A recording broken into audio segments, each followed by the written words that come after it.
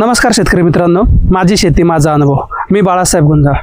आज आपण एक वेगळा विषय घेऊन येणार आहोत की शेतकऱ्यांसाठी खूप महत्त्वाचा आहे आणि अलीकडच्या काळात आधुनिक तंत्रज्ञान आणि बदलती शेती याचा जर मेळ साधायचा असेल तर आपल्याला आधुनिक तंत्रज्ञानाची कास धरावी लागते आणि तोच विषय घेऊन आज आपण आपला व्हिडिओ बनवणार आहोत.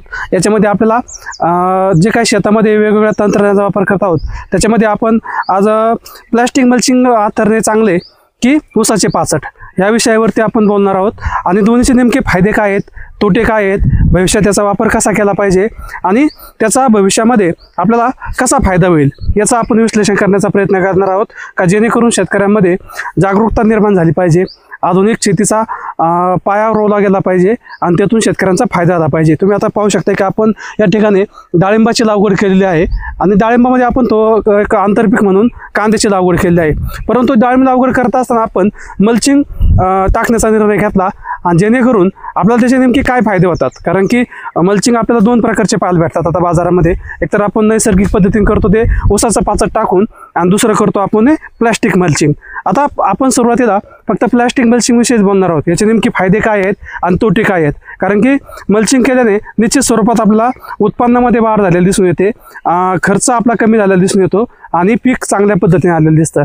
आता सुरुवातीला जर आपण विचार केला तर सगळ्यात महत्त्वाचा फायदा होतो की ज्यावेळेस आपण वेलवर्गीय पिके करत असतो किंवा इतर जे काही पिके करत असतो त्याच्यामध्ये आपण मल्चिंग पेपरचा जर वापर केला तर निश्चित स्वरूपात आपल्याला त्याचा फायदा होत असतो. कारण की आपण ते ऑफ सीजनला घेण्याचा प्रयत्न करत असतो आणि ज्यावेळेस ऑफ सीजनला करत असतो म्हणजे आपण जे काही पीक घेणार आहेत, समजा टरबूज खरबूज असेल, हे थंडीमध्ये घेत असतो आणि जर जे वातावरणामध्ये खूपच थंडी असेल तर त्याचे वेल व्यवस्थित वाढत नाही. त्यासाठी आपण जर अशा मल्चिंगचा वापर केला तर निश्चितपणे फायदा होत असतो. तसंच फळबागांमध्ये सुद्धा आपल्याला त्याचा फायदा होत असतो. आता सगळ्यात सुरुवातीचा फायदा काय होतो की शेतकऱ्यांना जे काही आपण मल्चिंग करतो यामध्ये आता हे काही बेड आहे, ह्या बेडवरती आपण एक ठिबकची नळी हाताळली याच्यामध्ये आणि त्याच्यामध्ये पाणी सोडत असतो. ज्यावेळेस आपण हे पाणी देत असतो ठिबकच्या साहाय्याने ते पूर्ण बेड ओलं होत असतं आणि अशा वेळेस जर पूर्ण बेड ओलं झालं तर निश्चित स्वरूपात पूर्णपणे यामध्ये तण उगणार आहे आणि हे तण जर उगलं तर याचे जर वर्षभरातून 3-4 तरी खुरपण्या कराव्या लागतात आणि 3-4 खुरपण्या करायच्या म्हटल्यावरती निश्चित स्वरूपात आपल्याला खर्च पुन्हा वाढलेला दिसून येत आहे. दुसरा फायदा असा आहे की ज्यावेळेस आपण याच्यावरती मल्चिंग पेपर टाकतो त्या मल्चिंग पेपरचा दुसरा फायदा असा होतो जे जमिनीतील पांढरी जी काही बुरशी असते ती आपल्याला याच्यावरती ज्यावेळेस ओपनला ज्यावेळेस असते त्यावेळेस आपल्याला वर आलेली दिसते, परंतु ह्या मल्चिंगच्या माध्यमातून आपल्याला तो जे काही हानिकारक बुरशी असेल ते आपल्याला वर येताना दिसून येत नाही आणि त्याचा फायदा आपल्याला भविष्यात होत असतो. तिसरा गोष्ट म्हणजे जे काय पाणी, आता शेतीमध्ये पाणी हा शेतीचा आत्मा आहे आणि जर व्यवस्थित पाणी असेल तर निश्चित स्वरूपात आपल्याला चांगलं पीक उभं राहत असतं.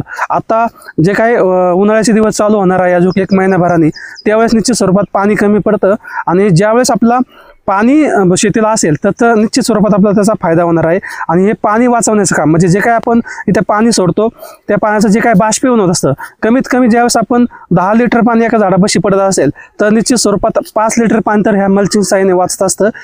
तो एक फायदा त्याच्यामध्ये आपल्याला दिसून येत असतो. तिसरी गोष्ट म्हणजे याच्यामध्ये आपल्याला जे काही वेगवेगळ्या प्रकारच्या बुरश्या डेव्हलप होत असतात जमिनीमध्ये, हे जे काही प्लॅस्टिक मल्चिंग आथरतो आपण त्याच्यामध्ये त्या प्लॅस्टिक मल्चिंगचा आथरण्याने आपल्याला त्या बुरश्यांवरती कंट्रोल होत असतं. म्हणजे 100% जरी आऊट नसल्यावर तरी काही प्रमाणात कंट्रोल निश्चित स्वरूपात होत असतं. अशा अनेक प्रकारचे फायदे आपल्याला प्लॅस्टिक मल्चिंगच्या माध्यमातून दिसत असतात आणि प्लॅस्टिक मल्चिंग करत असताना आपल्याला याच्यामध्ये वेगवेगळे प्रकार आहेत. याच्यामध्ये 20 मायक्रॉन असेल, 25 मायक्रॉन असेल, 30 मायक्रॉन असेल किंवा आता नवीन जे काय एक 3-4 वर्ष टिकणारं म्हणजे 100 मायक्रॉनचं जे आहे ते सुद्धा आपण त्याच्यामध्ये वापरत असतो. आणि ही जी काही 25-30 मायक्रॉनचं मल्चिंग आहे याची लाईफ साधारणतः आपल्याला 1 वर्षभराची असते, कारण की याचे थिकनेसपणा अतिशय कमी असतो आणि जी काही जाड मल्चिंग असते तिची थिकनेसपणा जास्त असतं. म्हणजे 100 मायक्रॉन असल्या कारणानं ते आपल्याला 3-4 वर्ष तरी शेतामध्ये वापरू शकतो. जर अशा पद्धतीने आपण मल्चिंगचा वापर केला तर निश्चित स्वरूपात आपला खुरापणी असेल, पाण्याचा अडचण असेल किंवा इतर जे काही रोग असतील त्याच्यावरती निश्चितपणे आपल्याला फायदा होत असतो. आणि त्याच्यानंतर सगळ्यात मोठा फायदा होत असतो की जे काही खाली मुळांची डेव्हलपमेंट असेल, म्हणजे आता समजा हे काही डाळिंबाचं झाड आहे, या झाडाला जे काही मुळे असतील याच्यामध्ये योग्य वातावरण तयार झाल्या कारणानं याच्यामध्ये भरपूर मोठ्या प्रमाणात रूट्स, जे काही व्हाईट रूट आहे ती खूप मोठ्या प्रमाणात वाढणार आणि त्याच्यामुळे झाडाला ग्रीप पण चांगलं येणार. म्हणून अशा वेळेस मात्र आपल्याला ह्याचा फायदा होताना दिसून येत आहे. म्हणजे एकरी समजा 10-12 हजार खर्च होत असेल तर निश्चित स्वरूपात आपले 25-30 हजार जो काय इतर वेळेस म्हणजे मल्चिंग नसताना खर्च होणार असेल तो निश्चित स्वरूपात वाचणार आहे आणि भविष्यात आपल्याला याचा फायदा होणार आहे। परंतु प्लास्टिक मल्चिंग वापरत असताना त्याचे काही तोटे पण आहेत, म्हणजे तोटे खूप मोठे आहेत असा भाग नाही, परंतु ज्यावेळेस आपण मल्चिंगचं आयुष्य संपतं किंवा 1 वर्ष होतं आणि मल्चिंग फाटते किंवा इतर काही गोष्टीमुळे खराब होत असते, त्यावेळेस आपण काढल्यानंतर ती शक्यतो जाळायचा प्रयत्न करायचा नाही, ती खोल खड्डा घेऊन जमिनीमध्ये पुरून टाकावी किंवा त्याची इतर पद्धतीने जी काय स्क्रॅपमध्ये वगैरे असेल त्यामध्ये देण्याचा प्रयत्न करावा। कारण की प्रदूषण हा एक समस्या आहे। लोक काय करतात, बरेच लोक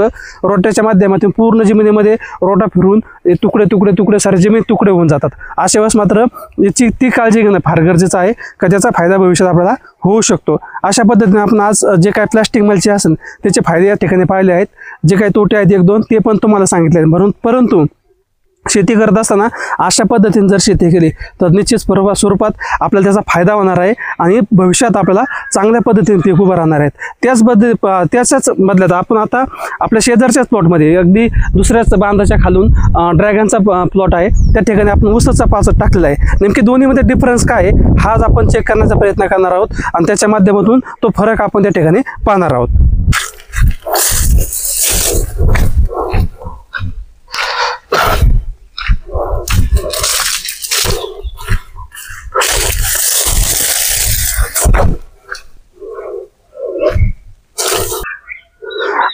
जसं की आपण वरच्या प्लॉटमध्ये म्हणजे अगदी शेजारचा वरचा जो काही प्लॉट आहे डाळिंबाचा, त्याच्यामध्ये आपण प्लास्टिक मल्चिंगचा वापर करून त्या ठिकाणी ते पीक उभं केलेलं आहे। आता त्याच्या खालचा जो काही प्लॉट आहे हा नैसर्गिक पद्धतीने म्हणजे अलीकडच्या काळामध्ये आता ऊसाच्या पाचटाचा पीक खूप मोठ्या प्रमाणात वापर होत आहे आणि त्याचे नेमके काय फायदे होतात आपण ते आज या व्हिडिओच्या माध्यमातून पाहणार आहोत। जसं आपण प्लास्टिक मल्चिंगचे फायदे तोटेचा विचार केला तसंच आपण आता या ठिकाणी सुद्धा याचा फायदा तोट्याचा विचार करणार आहोत, एकरी खर्चाचा विचार करणार आहोत। कारण की शेती करत असताना काही प्रयोग करणं फार गरजेचं असतं। तसेच मी माझ्या शेतामध्ये सुद्धा वेगवेगळे प्रयोग करत असतो आणि वेगवेगळ्या शेतकऱ्यांपर्यंत पोहोचवण्याचा प्रयत्न करत असतो। कारण की आपण जर प्रयोग नाही केले तर आपल्याला समजणार नाही आपल्याला शेतीमध्ये काय बदल करायचा आहे, कधी नुकसान पण होईल कधी फायदा पण होईल, परंतु निश्चित स्वरूपात प्रयोग करणं फार गरजेचं आहे। आणि गेल्या 2-3 वर्षापासून मी ऊसाच्या पाचटाचा देखील फायदा घेतलेला आहे आणि त्याचा नेमका बेनिफिट काय आहे हे आपण आज व्हिडिओच्या माध्यमातून पाहणार आहोत। हा आपला ड्रॅगनचा साधारणतः 1.5 एकरचा प्लॉट आहे आणि ड्रॅगनमध्ये आपण ज्यावेळेस मल्चिंग आथरायचं असेल तर ते शक्य होत नाही, कारण की जे काय झाडाची मधलं जे अंतर आहे ते फक्त 2 फूट आहे आणि याच्यावरती मल्चिंग टाकणं खूप जिकरीचं आणि अवघड काम मला वाटलं, कारण ते शक्य नव्हतं। कारण या 2 झाडांचा जर स्पेस बघितला तर आता 2 फूट आहे आणि याच्यामध्ये जर आपण मल्चिंग आथरायला गेलो तर पूर्ण फाडीत बसावं लागेल, दरवेळेस त्याची तोडफोड जास्त मोठ्या प्रमाणात होणार आहे, भविष्यात होऊ शकतो। आता नेमकी ऊसाचं जे काही पाचट आहे त्याचे नेमके फायदे काय आहेत ते पाहणं गरजेचं आहे, कारण की लोकांना फायदा दिसला तरच लोक त्या गोष्टीकडे वळतात किंवा त्या गोष्टीचा वापर करत असतात। सगळ्यात महत्त्वाचं म्हणजे हे नैसर्गिक मल्चिंग आहे, याच्यामध्ये कुठल्याही प्रकारचा जमिनीला नुकसान होणार नाही आणि शक्यतो झालं तर फायदाच होणार आहे।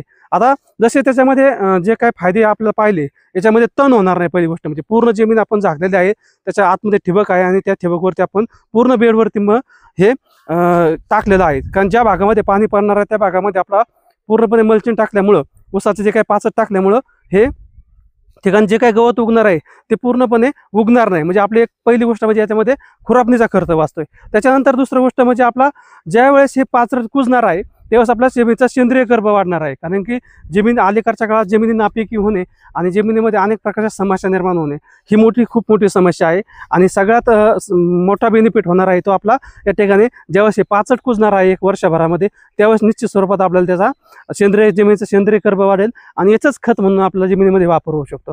तिसरा फायदा असा आहे की ज्या वेळेस आपण याच्यामध्ये पाणी देणार आहोत ते वापसा कंडिशनवरती राहणार आहे आणि ज्या वापसा कंडिशनवरती झालं तर निश्चित स्वरूपात त्या ठिकाणी एक टेम्परेचर आहे एक सारखं किंवा त्याच्याशी निगडीत टिकून राहणार आहे आणि त्याच्यामुळे पांढऱ्या मुळांची जी काही वाढ असेल ती वाढ चांगल्या मोठ्या प्रमाणात होणार आहे आणि त्याची जर पांढऱ्या मुळांची वाढ झाली तर निश्चित स्वरूपात जे काय आपलं वरचं पीक असेल ते पीक अतिशय जोमाने आणि चांगल्या पद्धतीने येणार आहे। म्हणून अशा पद्धतीने जर आपण जे काय मल्चिंगचे प्रकार आपण 2 आज पाहण्याचा प्रयत्न केला, याच्यामध्ये प्लॅस्टिक मल्चिंग असेल ऊसाचे पाचट असेल, ह्या दोन्हीचा जर साधर्म्य साधायचा प्रयत्न केला तर निश्चितपणे दोन्हीचे फायदेही अगदी समान प्रमाणात आहे।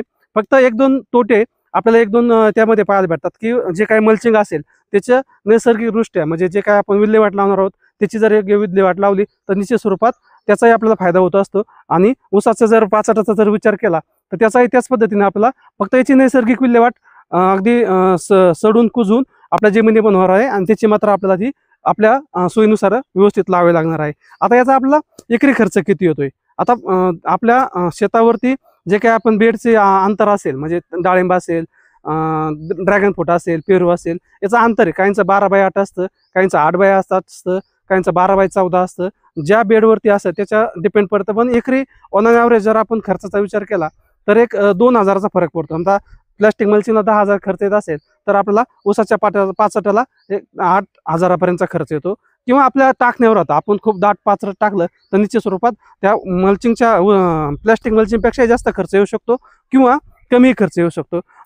तसा खर्चाचा विचार केला तर बराबरीत खर्च आपल्याला सुटताना दिसून येतो. म्हणून जर अशा पद्धतीने आपण जे काय मल्चिंगची समस्या आहे ती आपण सोडवण्याचा प्रयत्न केला आहे, याचे आपल्याला अनेक भविष्यात फायदे होणार आहेत. म्हणजे वर्षभर अगदी खुरपणी वाचणार आहे, पांढऱ्या मुळांची वाढ चांगली होणार आहे, त्याच्याबरोबर सेंद्रिय कर्ब वाढणार आहे.